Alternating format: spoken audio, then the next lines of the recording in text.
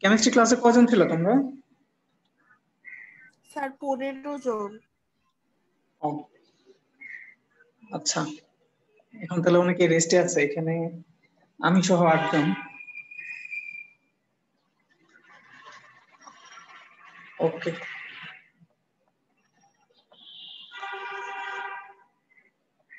আজকে আমরা নতুন কয়েকটা রাশি পড়ব চলতরিতে।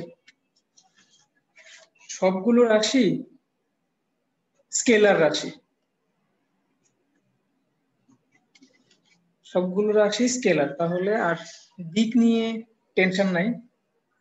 এরকম কিছু রাশি সম্পর্কে আমরা পড়ব। গত ক্লাসে পড়েছিলাম ব্যাটারি শ্রেণীতে যুক্ত করলে ভোল্টেজ বেড়ে যাবে, সমান্তরালে যুক্ত করলে ভোল্টেজ বাড়বে না, একই থাকবে। আর তড়িৎ প্রবাহের দিক হচ্ছে উচ্চ বিভব থেকে নিম্ন বিভবের দিকে, আর ইলেকট্রন প্রবাহের দিক হচ্ছে নিম্ন বিভব থেকে উচ্চ বিভবের দিকে।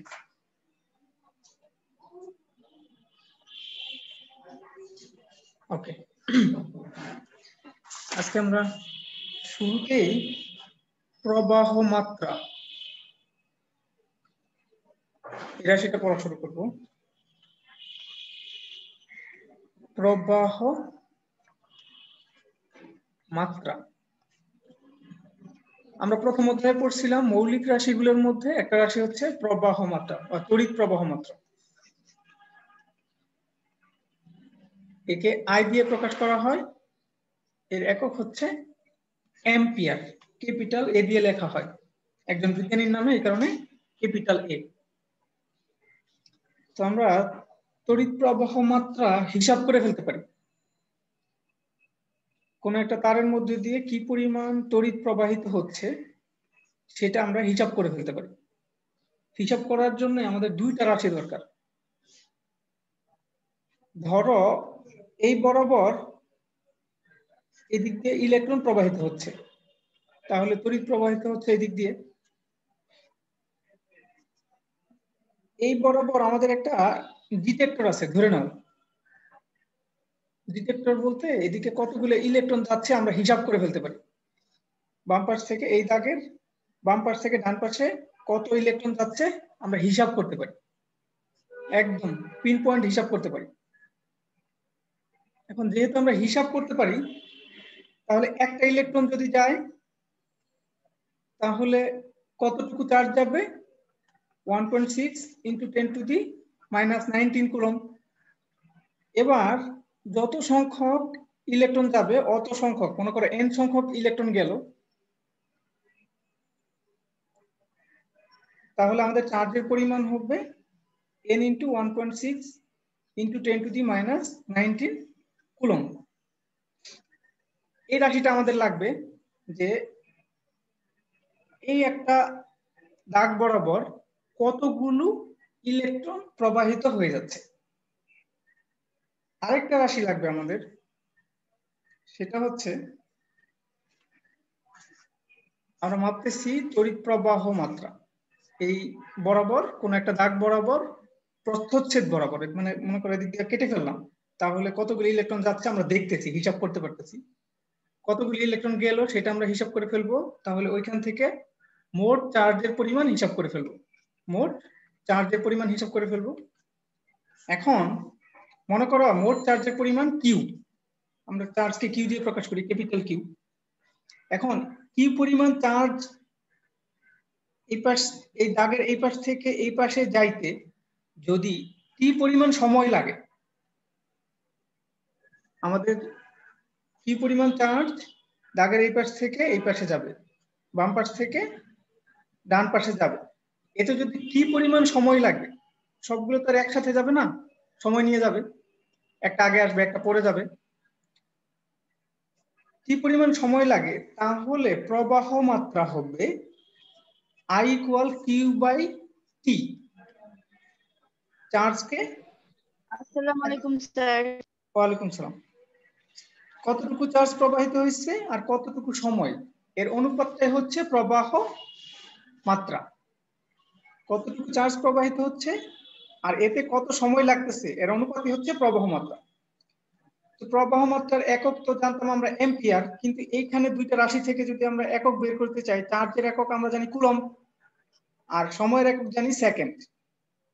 তাহলে এটাকে যদি আমরা একটু একসাথে লিখি, কুলম্ব পার সেকেন্ড এরকম পাওয়া যায়, এর মানে হচ্ছে অ্যাম্পিয়ার। তুমি যদি কুলম্ব পার সেকেন্ড লিখে দাও সমস্যা নাই, একই কথা। ওকে, তাহলে প্রবাহ মাত্রার একটা সুন্দর একটা সংজ্ঞা লিখি আমরা। প্রবাহ মাত্রা বা তড়িৎ প্রবাহ মাত্রা।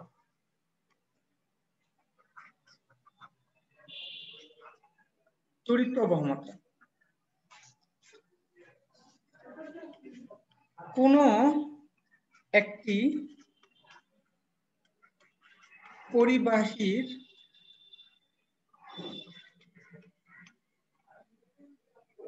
প্রস্থচ্ছেদের মধ্য দিয়ে, যে কোনো প্রস্থচ্ছেদ মধ্য দিয়ে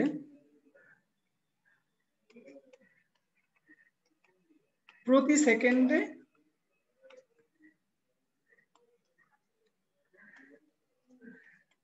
যে পরিমাণ আধান প্রবাহিত হয়, যে পরিমাণ আধান প্রবাহিত হয় তাকে বলে তড়িৎ প্রবাহ মাত্রা।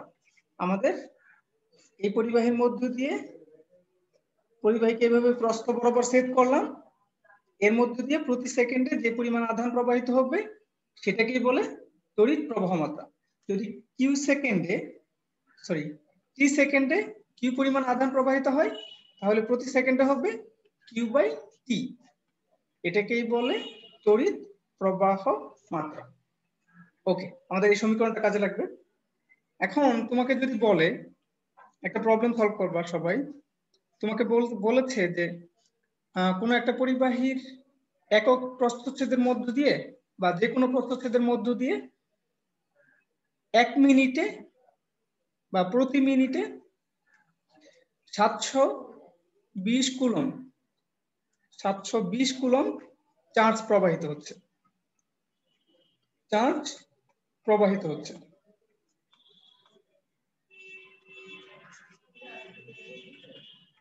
তাহলে প্রবাহ মাত্রা কত?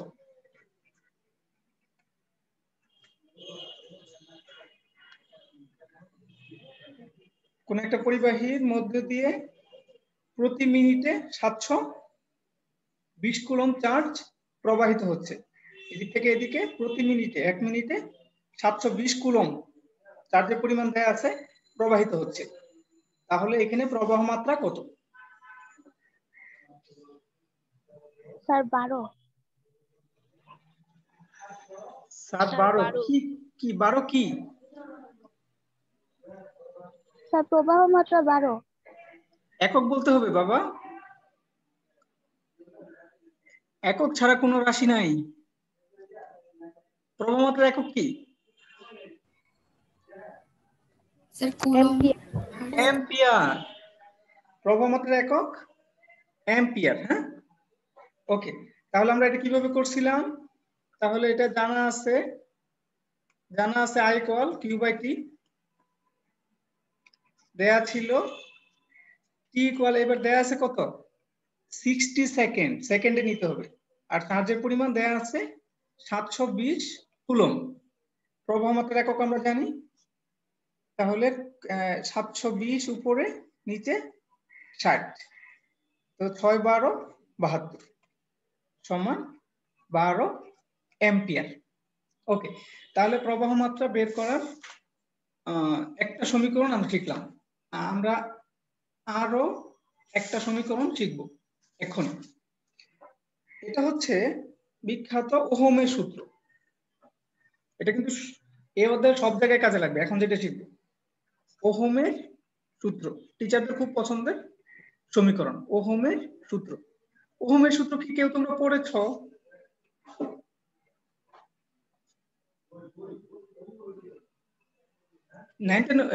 এইটা কি ওহমের সূত্র ছিল? No sir. ছিল ছিল না? করেছিলাম। ছিল। করেছি। ছিল। হ্যাঁ ছিল। ওকে, এখন তোমরা আমাকে বলো যে আমাদের কাছে তো আছে পরিবাহী, অপরিবাহী আর হচ্ছে অর্ধপরিবাহী। এখন আমরা তড়িৎ প্রবাহিত করাতে চাই। আমাদের উদ্দেশ্য এই অধ্যায়ে চলতড়িৎ মানে তড়িৎকে প্রবাহিত করাতে চাই, ইলেকট্রনকে প্রবাহিত করাতে চাই। তাহলে আমরা কোন ধরনের পদার্থ নিব? পরিবাহী নিব নাকি অপরিবাহী নিব নাকি অর্ধপরিবাহী নিব?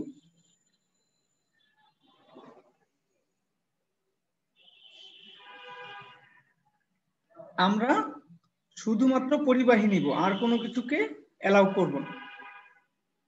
এই অধ্যায়ে শুধু পরিবাহীকেই নিব, অন্য কিছুকে আমরা অ্যালাউ করব না। এবার তাহলে আমাদের পরিবাহী নিয়ে আলোচনা। পরিবাহীতে তুমি যদি মনে করো তোমার কাছে একটা পরিবাহী আছে, পরিবাহী মানে তার যেগুলো তাপ ও বিদ্যুৎ পরিবহন করে, জানো পরিবাহী আছে। এর দুই পাশে আমরা বিভব পার্থক্য সৃষ্টি করতে পারি। মনে করো ব্যাটারি লাগাইছি, এখানে একটা ব্যাটারি লাগাইছি বা সেল লাগাইছি, এখানে কিছু সেল লাগাই দিছি, তাহলে ব্যাটারি হয়ে গেছে। একাধিক সেল যুক্ত হলে সেটাকে ব্যাটারি বলে। তাহলে এই যে এটা উপরেরটা হচ্ছে পরিবাহী, এই পরিবাহীর দুই প্রান্তে যে বিভবের সংযোগ দিলাম, তাহলে কি দুই পাশে দুই রকম বিভব না? মনে করো এটা যদি 3 ভোল্টের ব্যাটারি হয় দুইটা, তাহলে এই পাশে হচ্ছে 0 আর এই পাশে হচ্ছে 6। এটা তো বুঝতে পারতেছো সবাই না? দুইটা ব্যাটারিকে শ্রেণীতে, সেলকে শ্রেণীতে যুক্ত করলে ব্যাটারি ভোল্টেজ যোগ হয়ে যায়, জাস্ট যোগ হয়ে যায়। তাহলে যেটা এই পেছনের দিকে এটা হচ্ছে 0 ভোল্ট, আর যেটা সামনের দিকে এটা হচ্ছে 6 ভোল্ট। তাহলে আমাদের এই পরিবাহীর দুই প্রান্তের বিভব এর মধ্যে একটা পার্থক্য আছে না? 6 ভোল্টের একটা পার্থক্য আছে। তুমি যদি কোনো একটা পরিবাহীর দুই প্রান্তে এরকম বিভব পার্থক্য সৃষ্টি করতে পারো, বিভব পার্থক্য সৃষ্টি করো, তাহলেই ওই পরিবাহীর মধ্য দিয়ে তড়িৎ প্রবাহিত হবে। কোন পরিবাহীর দুই প্রান্তে যদি বিভব পার্থক্য সৃষ্টি করা হয়, তাহলে ওই পরিবাহীর মধ্য দিয়ে তড়িৎ প্রবাহিত হবে, মানে ইলেকট্রন প্রবাহিত হবে। তড়িৎ যদি এদিকে প্রবাহিত হয়, ইলেকট্রন এদিকে প্রবাহিত হবে। আমরা এখন আর ইলেকট্রনকে দেখাবো না, তড়িৎকে শুধু দেখাবো। ওকে, এখন এই যে তড়িৎ প্রবাহিত হচ্ছে, এটা কতটুকু হবে সেটা আমরা জানি। এটা আমরা জানি কিভাবে জানি? এই পরিবাহীর দুই প্রান্তে যতটুকু বিভব পার্থক্য আমি দিব, মনে করো ভি পরিমাণ বিভবের পার্থক্য সৃষ্টি করলাম কোনোভাবে ব্যাটারি দিয়ে বা যেভাবে পারি করলাম, তাহলে আমার এই কারেন্ট আর এই ভোল্টেজ, তড়িৎ প্রবাহ মাত্রা আর বিভব ভোল্টেজ, এটা সমানুপাতিক হবে। তড়িৎ প্রবাহ হবে বিভবের সমানুপাতিক। বিভবটা কার? পরিবাহীর দুই প্রান্তের, এ আর বি, এই দুই প্রান্তের বিভব পার্থক্যের সমানুপাতিক। এটা হচ্ছে ওহমের সূত্র। ওহমের সূত্রটা আমি বলবো তোমাকে আবার। ওহমের সূত্র বলতেছে কোন পরিবাহীর দুই প্রান্তের, পরিবাহীর মধ্য দিয়ে প্রবাহিত প্রবাহ মাত্রা এর দুই প্রান্তের বিভব পার্থক্যের সমানুপাতিক। কোন পরিবাহীর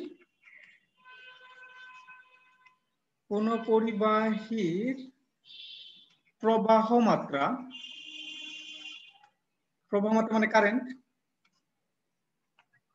এর দুই প্রান্তের বিভব পার্থক্যের সমানুপাতিক। বিভব পার্থক্যের সমানুপাতিক। বিভব পার্থক্য বলতে ভি, সমানুপাতিক। এখন সমানুপাতিক মানে আমরা জানি, যদি ভোল্টেজকে বাড়িয়ে দিই আমরা, তাহলে কারেন্টও বেড়ে যাবে। বিভব পার্থক্য যদি বাড়িয়ে দেই, তাহলে প্রবাহ মাত্রা বেড়ে যাবে। আর যদি আরেকটা কাজ করি, বিভব পার্থক্যকে কমায় দিই, তাহলে প্রবাহ মাত্রাও কমে যাবে। এটা হচ্ছে সমানুপাতিক। এবার এই সমানুপাতিক দিয়ে আসলে আমরা হিসাব করতে পারি না। হিসাবটা করার জন্য আমাদের সমানুপাতিক চিহ্নটাকে উঠায় দিতে হয়, একটা সমানুপাতিক ধ্রুবক নিয়ে আসতে হয়। এই ক্ষেত্রে আমাদের সমানুপাতিক ধ্রুবকটা হচ্ছে 1/r। আমি আরেকবার লিখি, এক্ষেত্রে আমাদের সমানুপাতিক ধ্রুবকটা হচ্ছে অন্য আরেকটা রাশি 1/r। 1/r, এই আরটাকে আমরা খুব সহজে বের করে ফেলতে পারি। সরি, এটা তো ভি। তাহলে সমানুপাতিকটাকে উঠায় দিয়ে, সমানুপাতিক চিহ্নটাকে উঠায় দিতে হলে একটা সমানুপাতিক ধ্রুবক লাগে, এটা হচ্ছে 1/r। এটা একটা সমানুপাতিক ধ্রুবক, সমানুপাতিক ধ্রুবক, সমানুপাতিক ধ্রুবক। এখানে 1/r না, আরটা হচ্ছে নতুন একটা রাশি, সেটা হচ্ছে পরিবাহীর রোধ। পরিবাহীর রোধ, রোধটা আসলে কি সেটা একটু দেখি।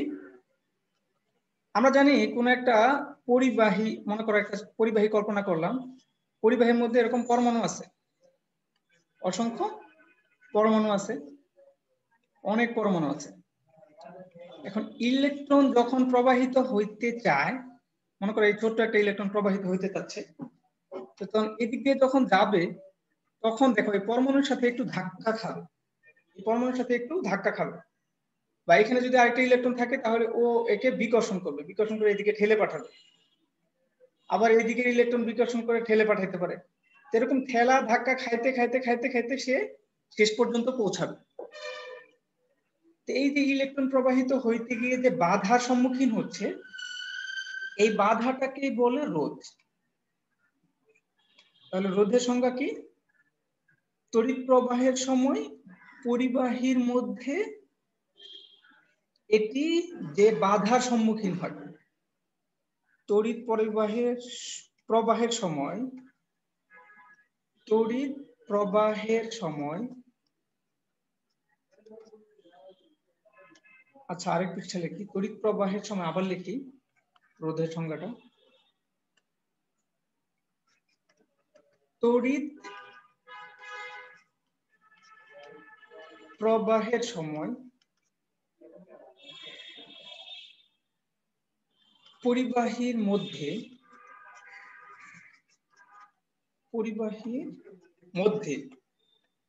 এটি যে বাধার সম্মুখীন হয়,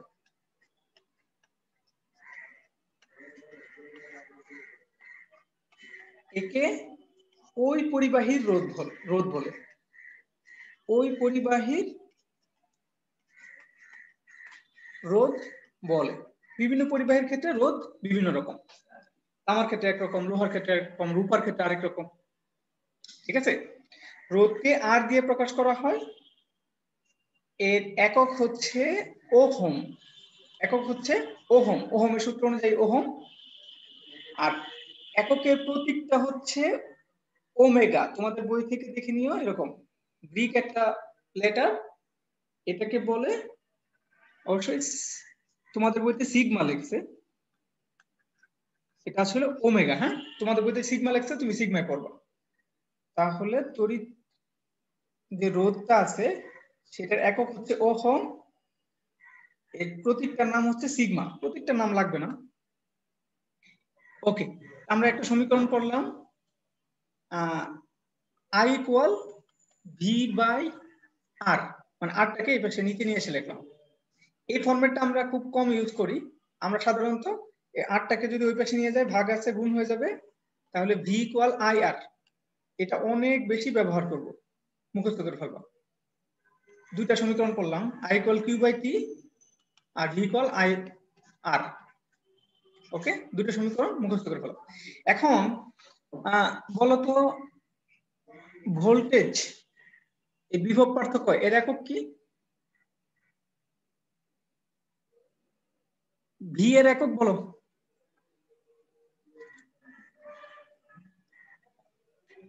ভি এর একক ভি, ভোল্টেজ।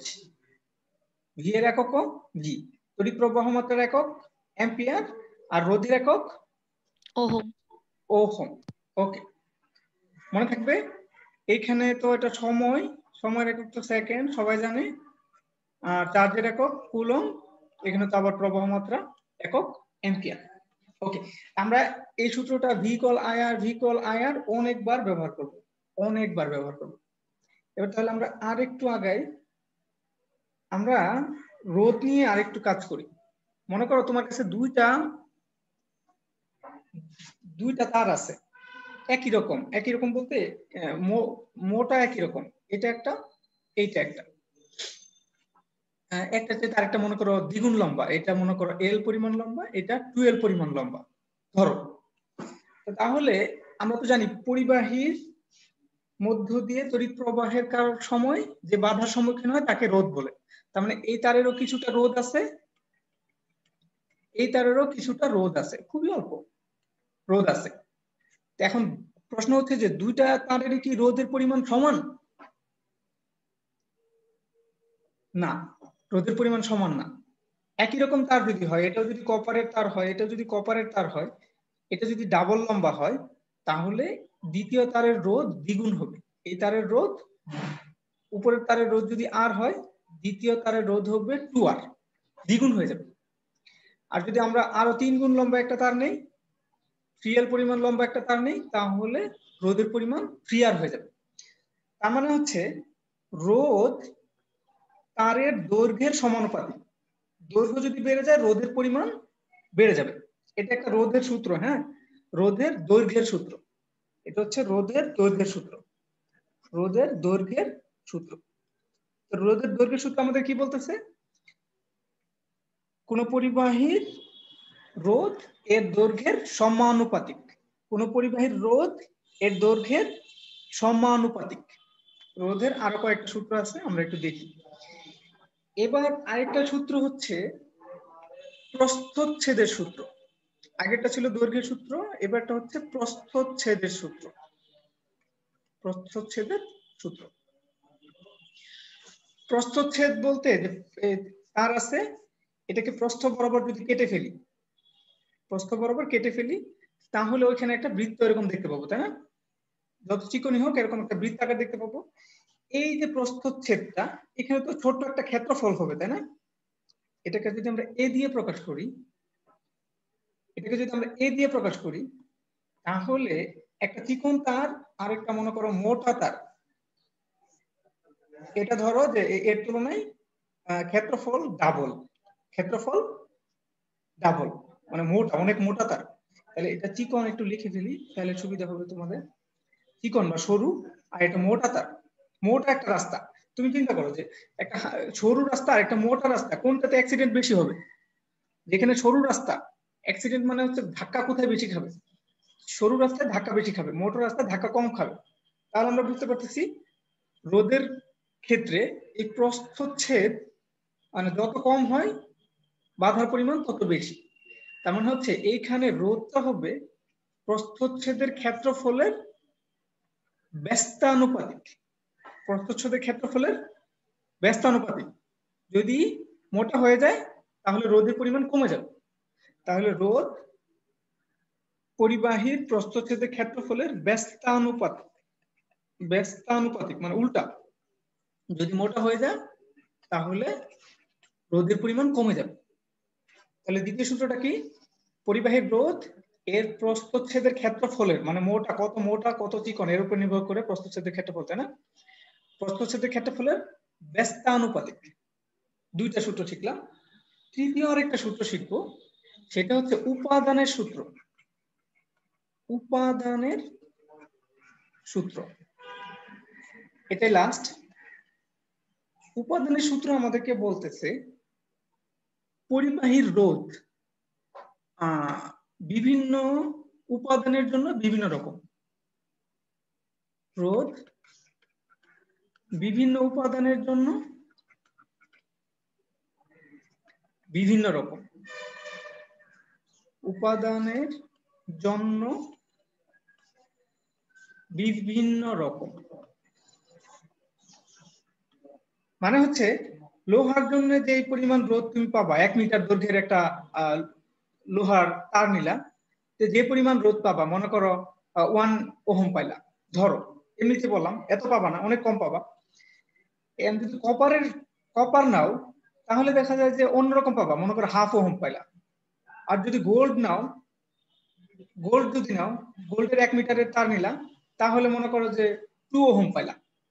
তার মানে উপাদানের উপরে রোধের মান নির্ভর করে।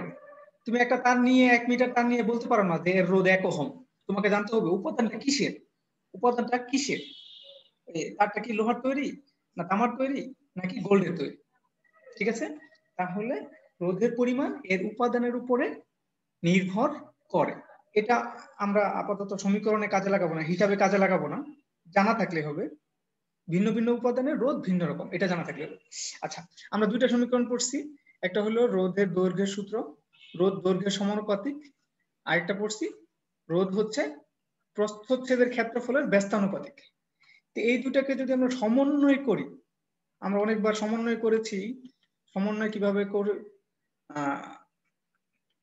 করতে হয় এটা আমরা জানি। বাম পাশে একই থাকবে আর ডান পাশে গুণ হয়ে যাবে।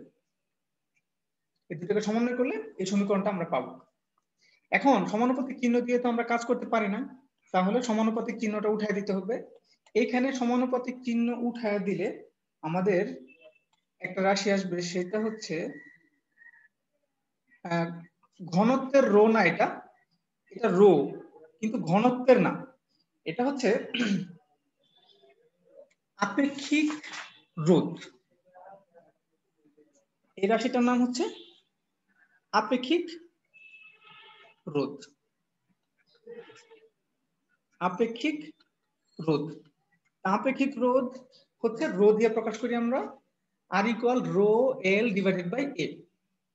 ওকে, তাহলে আমরা একটা সমীকরণটা আবার লিখি, R equal rho L divided by A. তোমাদের বইতে সবই দেওয়া আছে। আমরা রো এর এককটা বের করতে চাচ্ছি, তাহলে রো কে এক পাশে নিয়ে যাই। অন্য সবগুলো রাশির একক জানা আছে তো, ইজিলি বের করা যাবে। তো রো কে যদি এক পাশে নিয়ে যাই, আচ্ছা তোমাদের সুবিধা অনুযায়ী লিখি, আমি এভাবে লিখলাম। এখন রো কে এক পাশে রাখতে চাইলে এল বাই এ কে ওই পাশে নিয়ে যেতে হবে। এ নিচে ছিল উপরে যাবে, এল উপরে ছিল নিচে যাবে, তাহলে আর এ ডিভাইডেড বাই এল। এখন আর এর একক জানা আছে, ক্ষেত্রফলের একক জানা আছে, দৈর্ঘ্যের এককও জানা আছে। তা আর এর একক হচ্ছে ওহম, এটা আমরা জানি। ক্ষেত্রফলের একক হচ্ছে বর্গ মিটার, আর দৈর্ঘ্যের একক হচ্ছে মিটার। তো বর্গ মিটার মানে হচ্ছে মিটার ইন্টু মিটার, দুইটা মিটার, তাই না? Metre into metre. তো একটা মিটার যদি কেটে দেই তাহলে থাকে হচ্ছে ওহম মিটার। আমাদের যে নতুন রাশিটা আমরা শিখলাম আজকে, একটা স্কেলার রাশি, এটা হচ্ছে আপেক্ষিক রোধ, এটার একক হচ্ছে ওহম মিটার। কিভাবে পড়বো? Ohm meter, ohm meter. Okay, তো এখন ওহম মিটারের বিপরীত আরেকটা রাশি আছে। ওহম মিটারের বিপরীত রাশি বলতে রো এর ইনভার্স যেটা, সেটাকে আমরা বলি পরিবাহকত্ব। রো এর ইনভার্স যেটা, এটাকে বলি আমরা পরিবাহকত্ব। এটা আরেকটা রাশি, এটা জেনে রাখো। তাহলে এটার একক যদি ওহম মিটার হয়, তাহলে পরিবাহকত্ব, এটা এই চিহ্নটার নাম হচ্ছে সিগমা, চিহ্নটার নাম সিগমা। তাহলে এই রাশিটার একক কি হবে? এটা যদি ওহম মিটার হয়, ওহম মিটারের ইনভার্স হবে আমাদের পরিবাহকত্বের একক, ওহম মিটার ইনভার্স, দুইটারই ইনভার্স একসাথে। ওকে, আলাদা করে দিতে পারো, সমস্যা নেই। এই হলো আমাদের আজকের আলোচনা।